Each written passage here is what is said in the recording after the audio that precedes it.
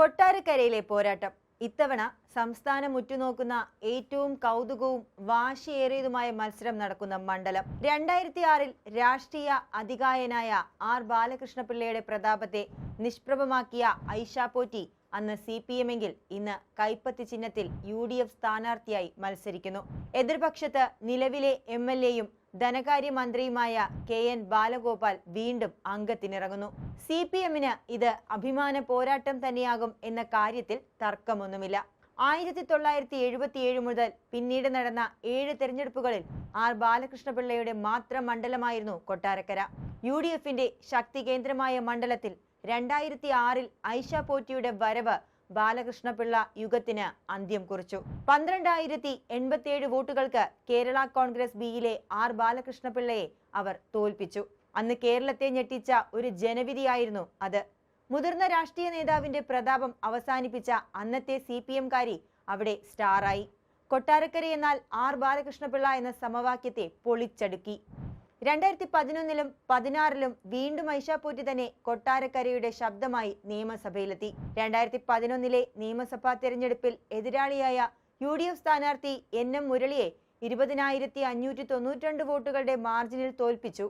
2016-ലാകട്ടെ ആ ഭൂരിപക്ഷം ഇരട്ടിയിലധികം വർദ്ധിച്ച് ഐഷ പോറ്റി തന്റെ മികവ് തെളിയിച്ച കാഴ്ചയാണ് കണ്ടത്. 42,632 വോട്ടുകൾക്ക് കോൺഗ്രസിന്റെ സവിൻ സത്യനെ ഐഷ തോൽപ്പിച്ചു. രണ്ടാം പിണറായി സർക്കാരിന് വഴിവെച്ച 2021-ലെ തിരഞ്ഞെടുപ്പിൽ ഐഷ പോറ്റി മത്സരിച്ചില്ല. പകരം CPM സ്ഥാനാർത്ഥിയായി അവിടെ എത്തിയത് KN ബാലഗോപാലാണ്. ഐഷ പോറ്റി നേടിയ വൻ ഭൂരിപക്ഷം ബാലഗോപാലിന് നിലനിർത്താൻ സാധിച്ചില്ല എങ്കിലും കൊട്ടാരക്കര ചുവക്കുക തന്നെ ചെയ്തു. കോൺഗ്രസിലെ ആർ രശ്മിയെ ബാലഗോപാൽ തോൽപ്പിച്ചത് 10,814 വോട്ടുകൾക്കാണ്. 2026 ആകെ കാര്യങ്ങൾ മാറിമറിഞ്ഞിട്ടുണ്ട്. ഒരിക്കൽ UDF പ്രതാപം അവസാനിപ്പിക്കാൻ വന്ന ഐഷ പോറ്റി LDF കോട്ട വിട്ട് UDF-ലേക്ക് ചേക്കേറി. താൻ ഉൾപ്പെടെ കെട്ടിപ്പടുത്ത LDF തേരോട്ടം കൊട്ടാരക്കരയിൽ ഐഷ പോറ്റി ഇനി UDF-കാരിയായി അവസാനിപ്പിക്കുമോ എന്നാണ് ഇപ്പോൾ രാഷ്ട്രീയ കേരളം ഉറ്റുനോക്കുന്നത്. ആർ രശ്മി എന്ന NDA സ്ഥാനാർത്ഥിയുടെ കാര്യം കൂടി നാം ഈ അവസരത്തിൽ നോക്കേണ്ടതുണ്ട്. ഇടതു വലതുകൾ തമ്മിലുള്ള പോരാട്ടത്തിൽ NDA-ക്ക് വിജയ സാധ്യതയൊന്നും കൽപ്പിക്കാനാകാത്ത മണ്ഡലമാണ് കൊട്ടാരക്കര. എന്നാൽ ആർ രശ്മിയുടെ സാന്നിധ്യം ശ്രദ്ധേയമാകും. കോൺഗ്രസിന്റെ 2021-ലെ സ്ഥാനാർത്ഥിയായിരുന്ന മുൻ മഹിളാ കോൺഗ്രസ് നേതാവ് കൂടിയായ ആർ രശ്മിയാണിത് എന്നോർക്കണം. ഐഷ പോറ്റി നിലനിർത്തി വന്ന മണ്ഡലത്തിൽ 2016-ൽ നേടിയ 42,000-ന് മുകളിലെ ലീഡ് പക്ഷേ KN ബാലഗോപാലിന്റെ വിജയത്തിൽ 10,000-ന് മുകളിൽ മാത്രമെത്തിയെങ്കിൽ രശ്മിയുടെ പങ്ക് അതിൽ ചെറുതല്ല. ത്രികോണ മത്സരമൊന്നും കൊട്ടാരക്കരയിൽ നടക്കില്ല എങ്കിലും ജനസമ്മതിയുള്ള ഒരു നേതാവെന്ന നിലയിൽ BJP-ക്ക് വേണ്ടി അവർ നേടുന്ന വോട്ടുകൾ നിർണായകമായിരിക്കും. 2024-ലെ ലോക്സഭാ തെരഞ്ഞെടുപ്പിൽ LDF 3,403 വോട്ടുകൾക്ക് കൊട്ടാരക്കര മണ്ഡലത്തിൽ മുന്നിട്ട് നിന്നിരുന്നു. എന്നാൽ 2025-ൽ നടന്ന തദ്ദേശ തെരഞ്ഞെടുപ്പിൽ LDF-ന്റെ ലീഡ് വെറും 144 കുറഞ്ഞെന്നതും ശ്രദ്ധേയമാണ്. ഒരിക്കൽ ഐഷ പോറ്റി 42,000-ലധികം വോട്ടുകൾ ലീഡായി നേടിയ മണ്ഡലത്തിലാണ് ഈ കണക്കുകൾ എന്നത് കൊട്ടാരക്കരയുടെ ചുവപ്പ് കുറയുന്നതിന്റെ ലക്ഷണമായി നമുക്ക് കണക്കാക്കേണ്ടി വരും. ഐഷ പോറ്റിയെ പോലെ ഇത്രയും മുതിർന്ന ഒരു നേതാവിനെ കൈവിട്ടു കളഞ്ഞത് മാത്രമല്ല, അവരെ എതിർപക്ഷത്ത് നേരിടേണ്ടി വരുന്നത് LDF-നെ സംബന്ധിച്ച് ഒരു വെല്ലുവിളി തന്നെയാണ്.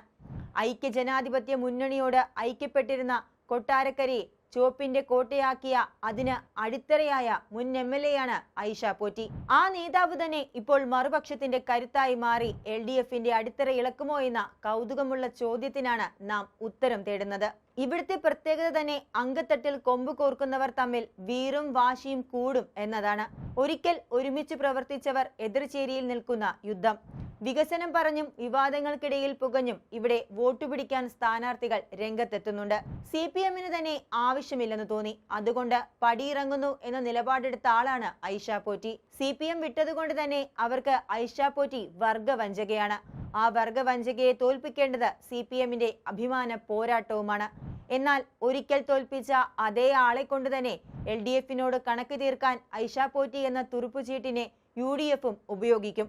UDF വോട്ടുകളും അനുഭാവ വോട്ടുകളും ഒപ്പം ഐഷ പോറ്റി ജനസമ്മതി കൊണ്ടും പ്രവർത്തനം കൊണ്ടും നേടിയെടുത്ത ജനങ്ങളുടെ വിശ്വാസവും മതി ജയിക്കാനുള്ള വോട്ടുകളായി കൊട്ടാരക്കരയിൽ മാറാൻ. കൊട്ടാരക്കരയുടെ സ്വരമായി നിയമസഭയിൽ കഴിഞ്ഞ 5 വർഷക്കാലം മുഴങ്ങിയ ബാലഗോപാലിനാകട്ടെ തന്റെ മണ്ഡലത്തോട് താൻ കാണിച്ച പ്രത്യേക പരിഗണന വികസന പ്രവർത്തനങ്ങൾ കൊണ്ടൊക്കെ ആദ്യ ടേമിലെ അപരിചിതത്വം കൊണ്ടുണ്ടായ ഭൂരിപക്ഷക്കുറവിനെ മറികടക്കാനാകുമെന്നതാണ് പ്രതീക്ഷ.